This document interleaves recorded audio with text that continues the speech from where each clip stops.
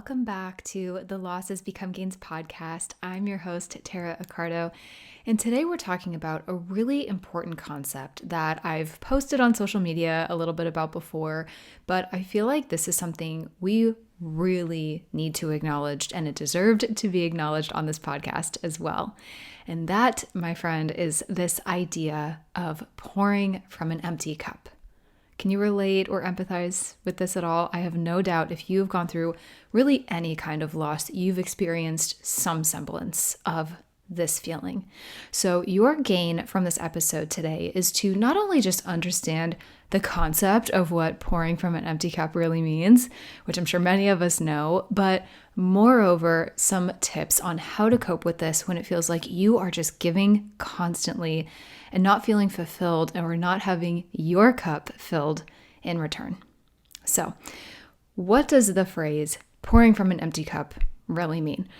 As I've said, you've probably heard this concept before, but just in case, it's often used metaphorically, right? To describe a situation where you are constantly just giving to others or expending time, energy, or resources without taking care of yourself, and certainly not taking care of yourself first.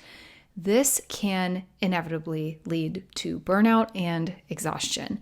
I feel like I've actually brought this up on this podcast before, possibly, so apologies if I am repeating myself, a little bit of pregnancy brain going on here, but it really reminds me of that concept of when you're on an airplane and you have to put your oxygen mask on before assisting others, before assisting kids, right? You have to make sure that you are well taken care of to be able to even remotely care and fill the cups of others. I have been looking forward to talking about this subject for a long time because I think it pairs really nicely with the episode on anticipatory grief, which is episode 13, by the way. A lot of those two concepts go hand in hand. We can feel them both simultaneously, but whether or not you are going through anticipatory grief or your loss has very much happened, but you're just trying to cope with the day-to-day now, what I'm going to go over today is going to help you. But this idea of pouring from an empty cup is one I know very well, as I'm sure many people who have found this podcast and Losses Become Gains can relate to. So just for a little bit of context, long story short, when my mom's esophageal cancer began worsening in the second half of 2019, for those who don't know, she would later die in December of 2019, my proverbial cup was becoming emptier and emptier. Driving back and forth to the hospital to see her, that was a good 50 minute drive both ways. And that I would be doing this either on my days off or after work. Those visits themselves began getting incredibly emotionally taxing.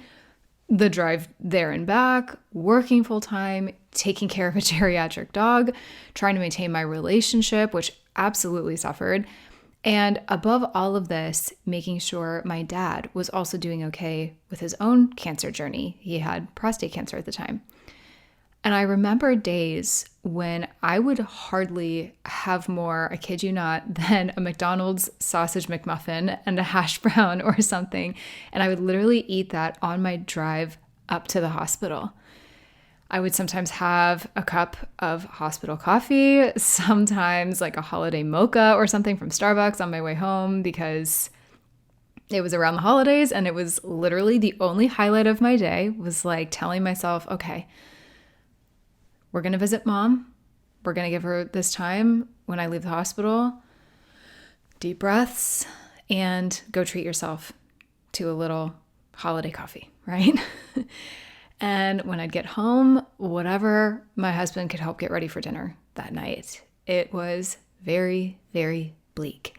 And speaking of my husband, I kind of just alluded to this, but I 100% could not give him my full time and attention. So if anybody here is going through this or struggling with trying to just balance everything with a relationship, or maybe you have children, please know I see you right now. For me, in that experience, I felt disconnected from him. I mean, not only physically because I was gone so much between work and seeing my parents, but by the time I got home from all of this, I was just drained, like physically drained, emotionally drained. I was doing the best I could, but given I had never experienced anything like this before, it was shocking. I mean, I was a fish out of water in every sense of the word. And with that, I very severely neglected self-care and any semblance of balance in my life. I was just going kind of moment to moment, focusing on mom and dad. And honestly, I didn't even really know what proper self-care was at the time. I didn't really practice meditation. I didn't practice breath work. There was really no me time. I did not even know what I needed to keep myself afloat, right? Can you relate to that at all? So that being said, we are going to get more into that in a second, but I just want to say before we do, in order to make sure our cup is being filled as much or more as it is being emptied, as we are caring for others and going just through our daily life, right? We're constantly having things pull at us left and right. We can't always help that. Coping involves many things. Self-care and balance are arguably highest on this list, but there are several things to consider here. So that being said, I have 11 strategies to help you along with this to hopefully lessen the intensity of whatever it is you're dealing with right now. Now, I just want to preface this by saying this is just one podcast episode. There is so much more in depth that I could get into in each of these topics today. Please, if you need more guidance and coaching and help with this, number one, you are welcome to email me at lossesbecomegains@gmail.com. You're welcome to DM me at lossesbecomegains or Losses Become Gains podcast, both on Instagram. But also make sure you are checking the website, lossesbecomegains.com. There are some free tools there that can also help you, but also I am coming out with a very, very exciting membership and community very soon, at least as of the recording of this podcast. And I really cannot wait for you to check it out. It combines so much of what we're talking about today, but it gets more in depth, but in a really approachable way that's easy to digest and easy to action in your own day-to-day life that isn't too overwhelming. So I will leave it at that for now, but I really, really hope you check it out. Number one on my list of 11 methodologies here is to prioritize self-care. I have alluded to this already, and yes, it is that important. Make self-care a non-negotiable part of your routine. Now, I know self-care, just that term, is a pretty elusive term nowadays, but this ultimately includes getting enough sleep, eating well, exercising regularly, and managing stress through relaxation techniques like meditation or mindfulness. We're going to talk about that a little bit more in this episode, but just a couple of notes here. Eating well is highly important. Do not do what I did and basically live off McDonald's and coffee and anything you can throw together, okay? There are plenty of easy meals, some that are pre-made, some you might be able to order that are not too expensive. I know going out and ordering things can be very expensive. That can add up quickly. But again, just make sure you are taking care of yourself, because the better that you eat, the better you will feel. You will think more clearly. You are just going to be taking care of your body at a time where your immune system is already quite low and you need it then more than ever.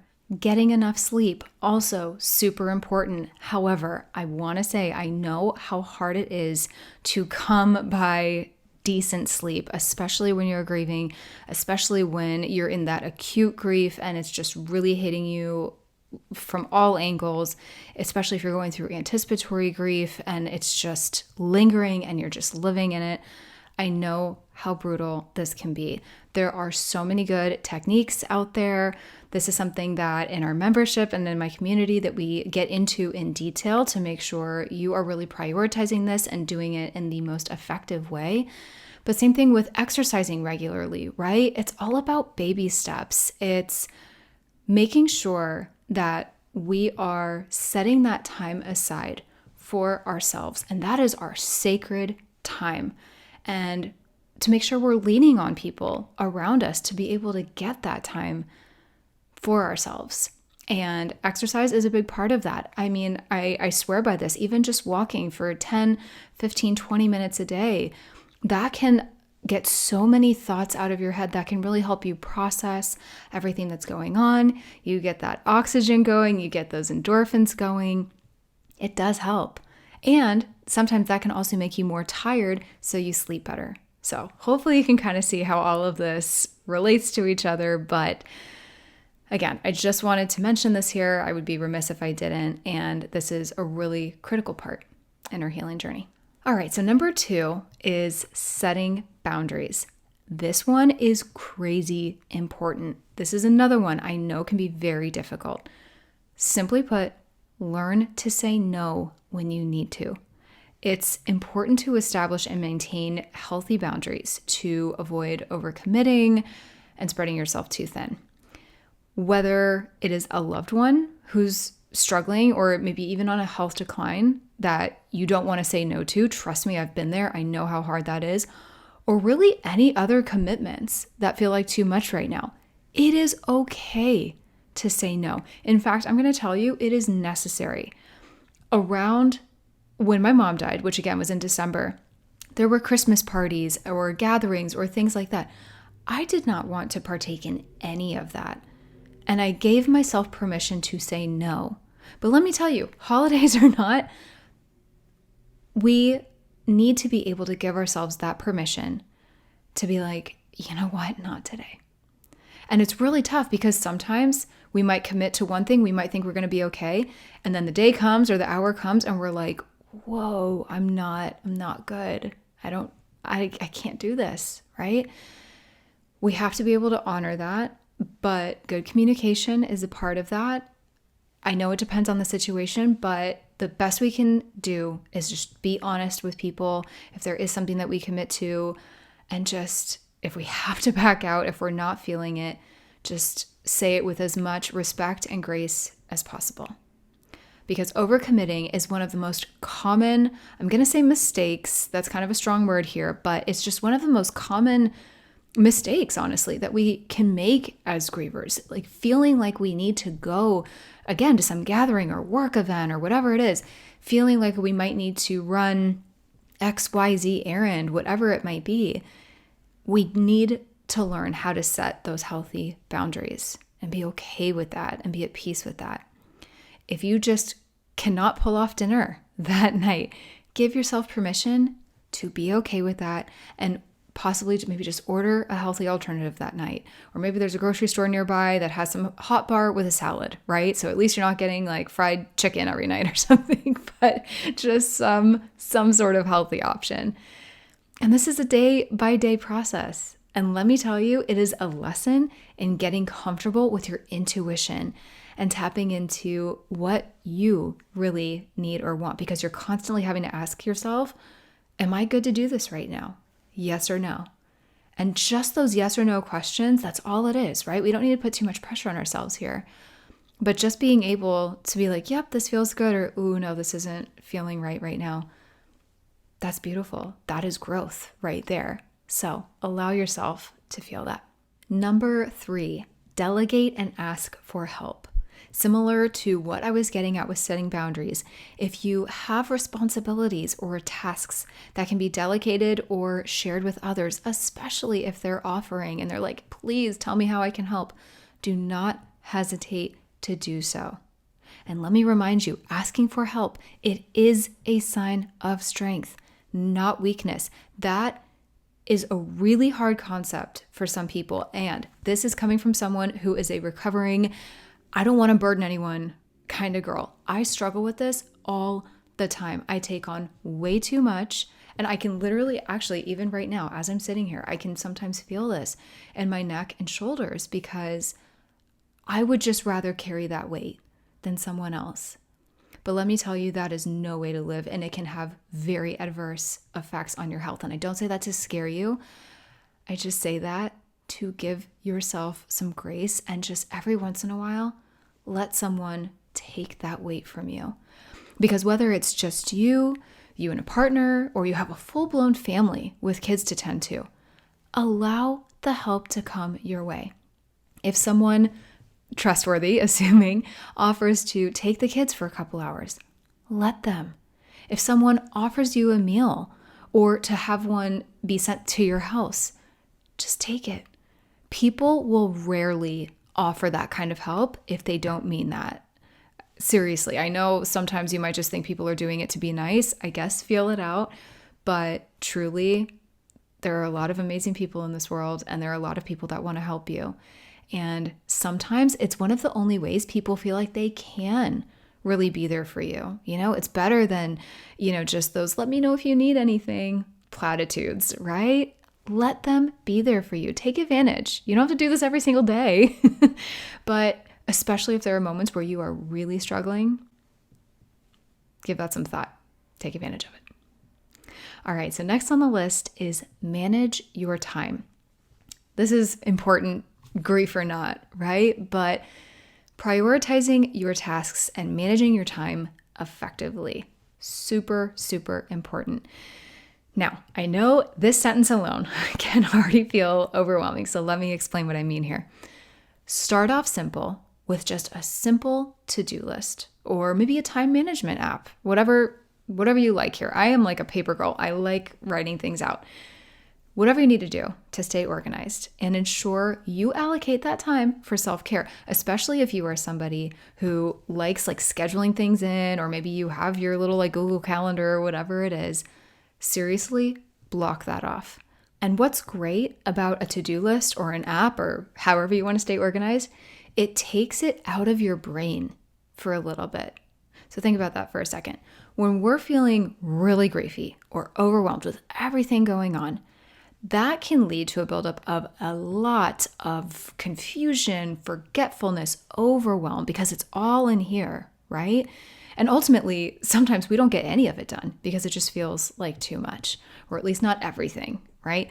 So seeing it in front of you on paper or on a phone or on your desktop, wherever, that allows you to take a moment, do your brain dump, and look at it, and looking at it realistically, and being able to ask yourself, okay, what is the most important thing or most important things that I need to get done today? What truly, truly can't wait? And be honest with yourself. If there's something that you can push off for just a day or two, give yourself the permission to do it. Ask yourself, can any of this other stuff wait? If so, what and when can that be done instead? Is there anything here that I could ask for or elicit help from others to do, right? Maybe just a simple errand. Somebody is maybe just dying to be able to go to the store for you. I know that sounds so funny, but again, it's like what I was saying earlier. If people truly want to help you or be able to go grocery shopping for you and deliver that food, let them. I say it all the time. It's about baby steps. And it can sometimes be a lot to get comfortable with, so I want to acknowledge that. But making your workload, both in and outside of work, more manageable and digestible is key in making sure that your cup does not deplete even faster than it probably already is right now.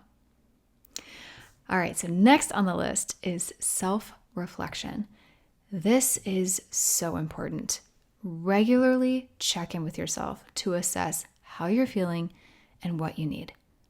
Ask yourself, how am I really doing today?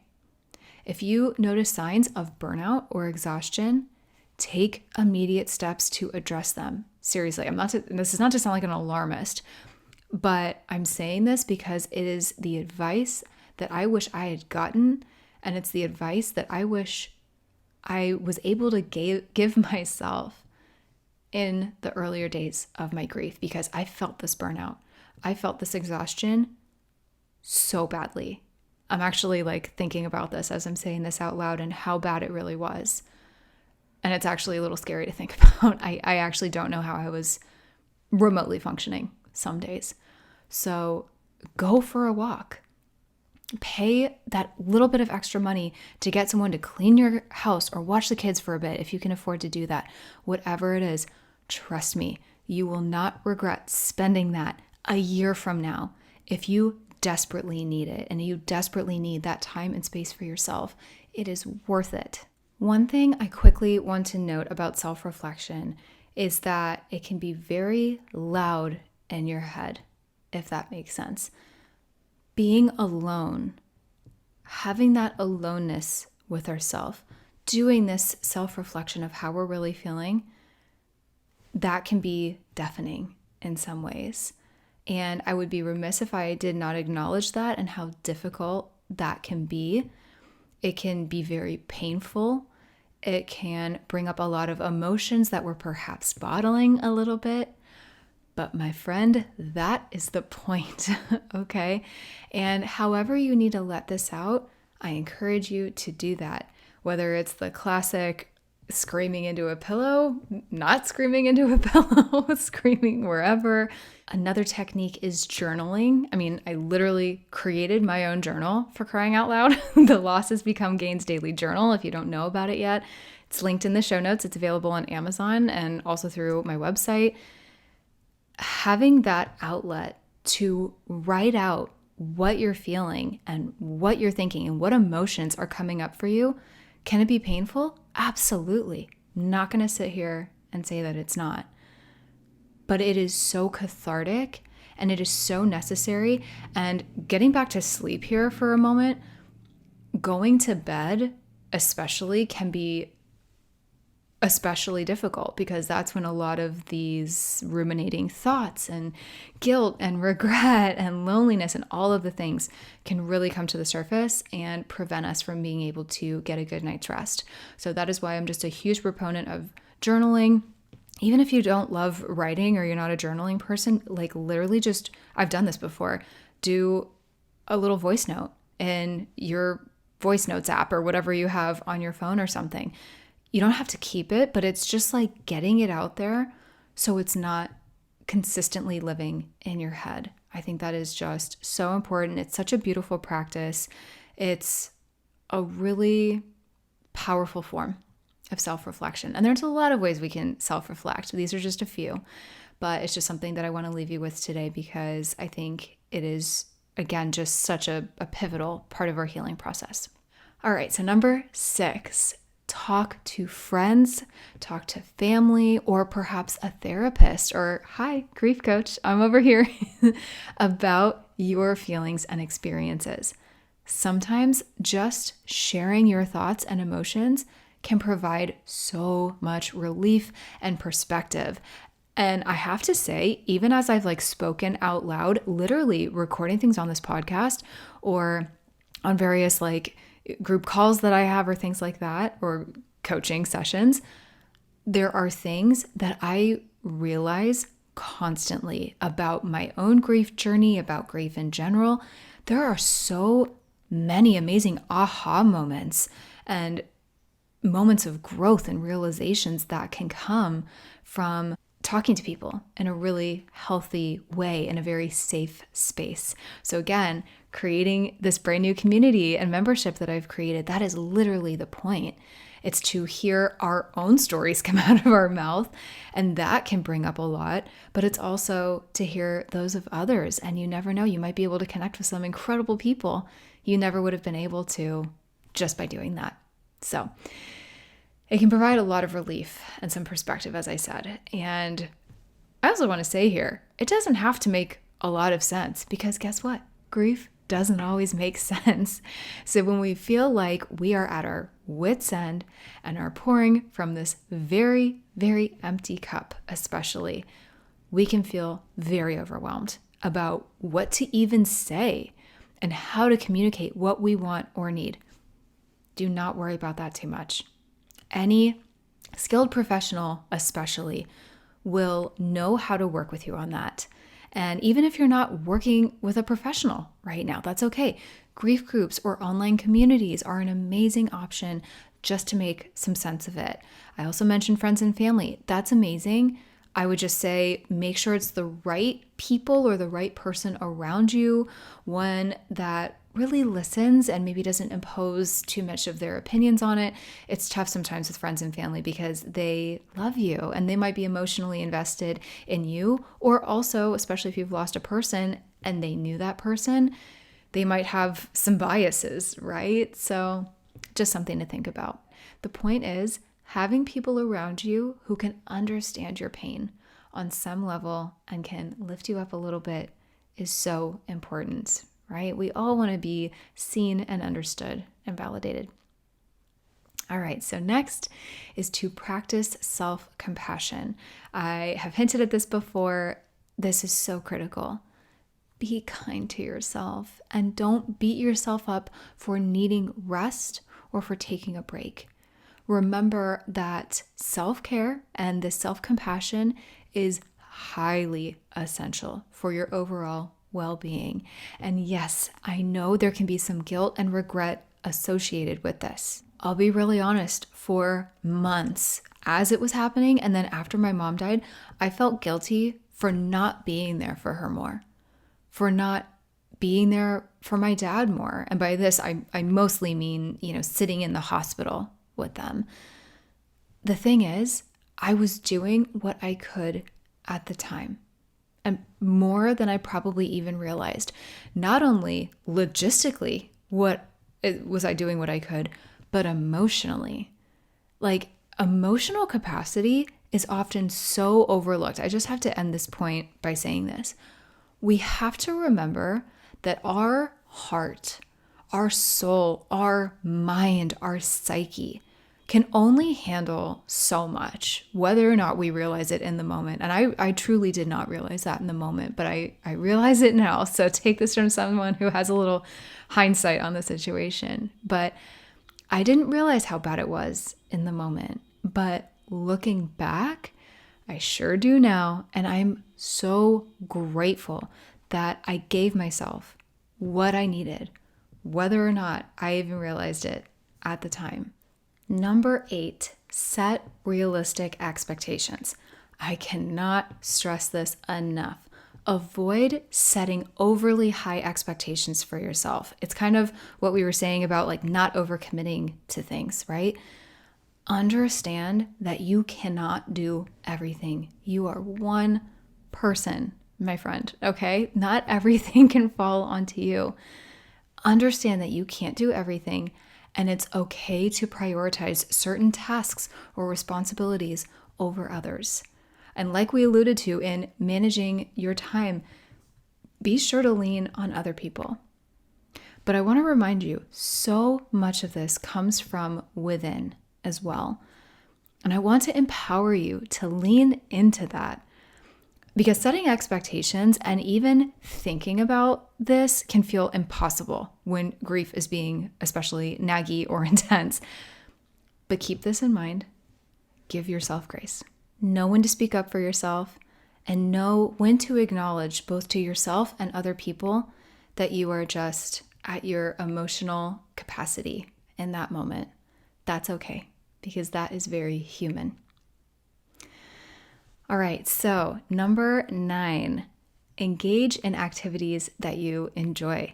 Simply put, take time for hobbies and activities that bring you joy and relaxation. Doing things you love can help replenish your energy and, of course, keep your spirit up. However, I want to acknowledge how even getting out of bed can be difficult. Remember that this is a process, and it is not one that you have to do alone or take lightly. I always say baby steps. Start small and then work your way up to more, right? So it can just be one tiny little thing that day, and then maybe you do it again the next day, and then maybe the next day after that, and then if you're feeling good on the following day, maybe add one more thing in there that allows you to smile. So ask yourself, what sparks joy? What would make you feel more calm, more at peace? Is it something new? Or maybe it's something you've never done before that you want to try. Remember, the things that we perhaps used to love doing, especially if we did it with our loved one, might change or might not feel quite the same after our loved one dies. But not to worry, okay? Interests and hobbies can come back. Some might fade away, which is okay too. And this is grief or not, right? This is just life. We as humans, we as souls here, we evolve. And whether or not we've lost a loved one, this could be happening anyway, right? So don't put pressure on yourself either way. Just go with the flow. Go with what feels right. Because again, I keep coming back to this, but by checking in with your gut, with your intuition on a daily basis, this will make following that intuition that much easier. All right, we're getting towards the end here, guys. Number 10, plan regular breaks. Whether it is a short walk during the workday or a longer vacation, God willing, right? Plan regular breaks to recharge and rejuvenate. It can be really easy to distract ourselves, whether on purpose or not, to avoid taking a break and quite frankly, facing reality. But it is a necessary part of the healing process. So I don't want you to take this for granted. It's something that's so small, but so impactful, especially when you do it regularly and consistently, and you really give yourself that sacred time that you deserve and that you need.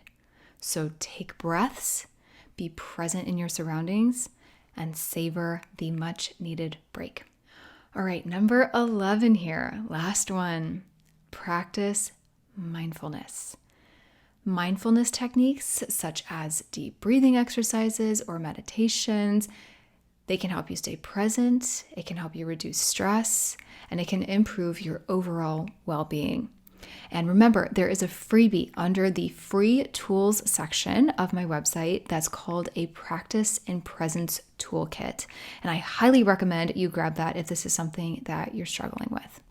All right, so to wrap this up, this is kind of a quickie episode today, and again, this is very high level for right now, but I think it's an important topic to address, like I said, and more than anything, remember that taking care of yourself is not selfish.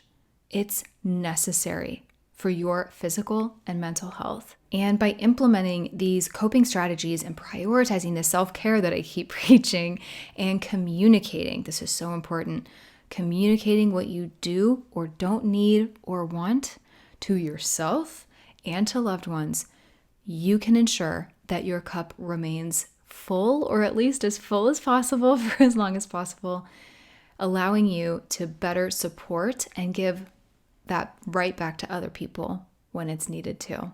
Remember, the Losses Become Gains blog on my website, this podcast, my new membership and community coming very soon are all here to help you with a variety of very griefy topics and to dig into some of the things that we talked about today, so much more. But in the meantime, I hope you enjoyed this episode. I hope you found it helpful, perhaps a little inspiring. Maybe you're walking away today being like, yeah, you know what? This is really important.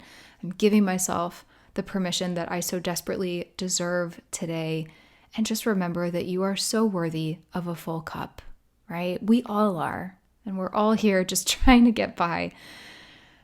But know that I am thinking of you and my heart is with yours today. So with that being said, I will see you in the next episode.